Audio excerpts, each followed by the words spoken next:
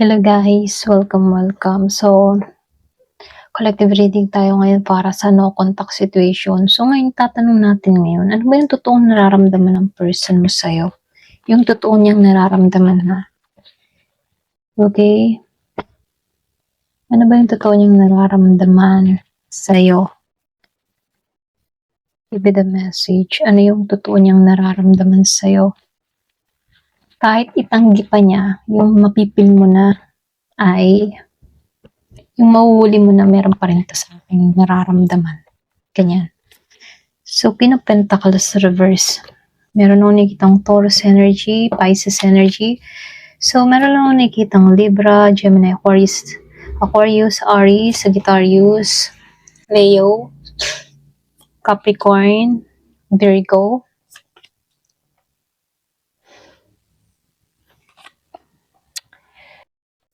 Malakas yung Taurus. Malakas dito yung Earth sign ha. Virgo, Capricorn, Taurus. Malakas din yung Pisces, Gemini, Libra, and Aquarius. Meron din ako nakikita dito na Aries, Leo, Sagittarius. Mga ilan ano.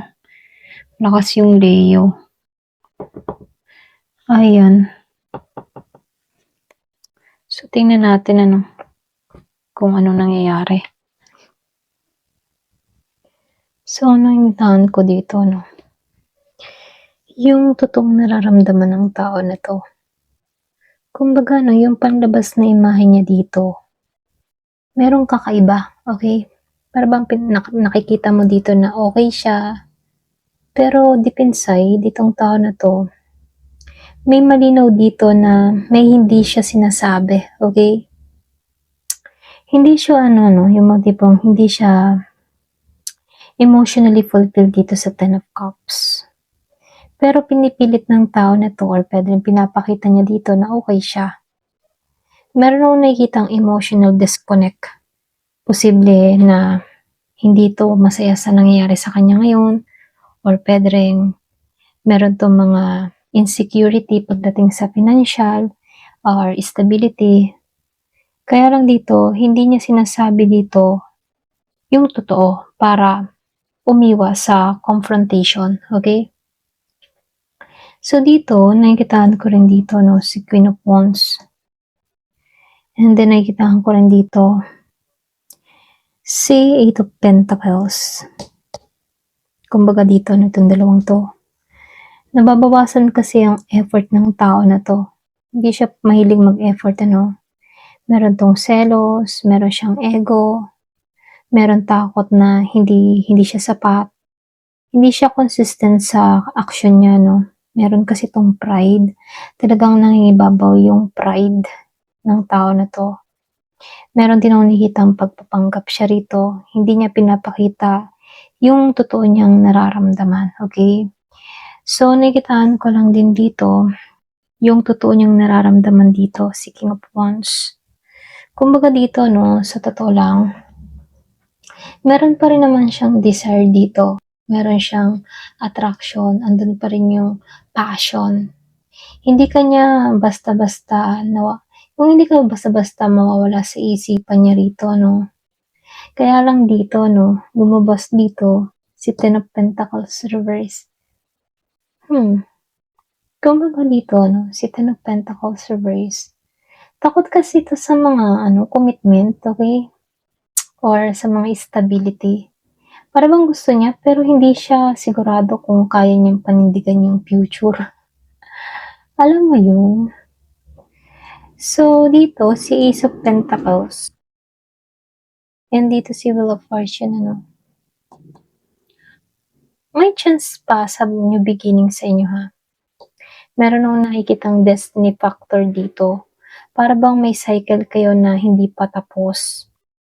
Hindi pa to fully close, ano, yung chapter niyo, no. So, sa puso kasi ng tao na to, may gusto pa siyang simulan ulit sa'yo. Okay? Kaya lang, takot lang to yung may takot lang siya dito. Okay? Takot siya sa malalim na connection, ano. So, nakikitaan ko rito, no. May ganun palang klase ng tao, no, kahit gusto, nagpipigil, ano.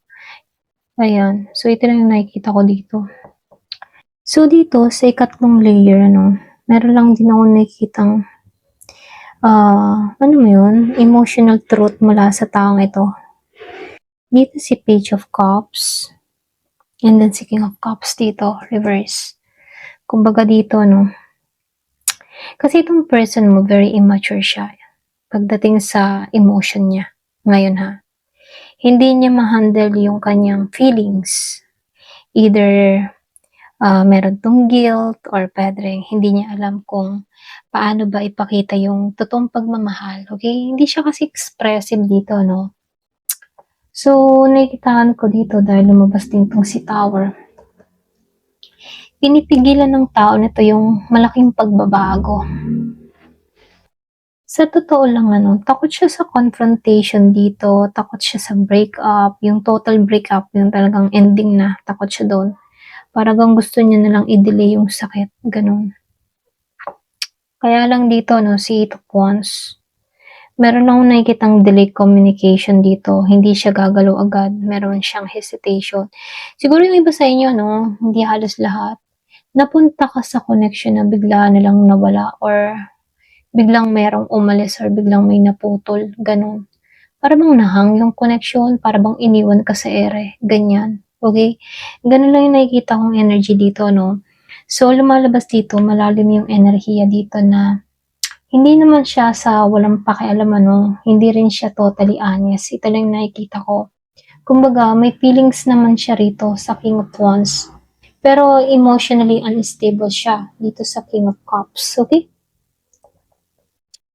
So, nakikitaan ko dito may gusto siyang ayusin, simulan ulit dito sa Ace of Pentacles, pero takot siya sa responsible or sa responsibilidad or sa long term, okay? Stability. Pasensya na utol ako, ayan. So, nakikitaan ko dito, mas nangingibabaw ko dito sa tao na to, yung takot, yung pride, yung emotional immaturity niya. Yun yung nangingibabaw sa kanya, na dapat niyang tanggalan yun. Kasi, kung ganun yung mindset ng tao na to, walang mangyayari sa inyo, walang matatapos, walang maayos.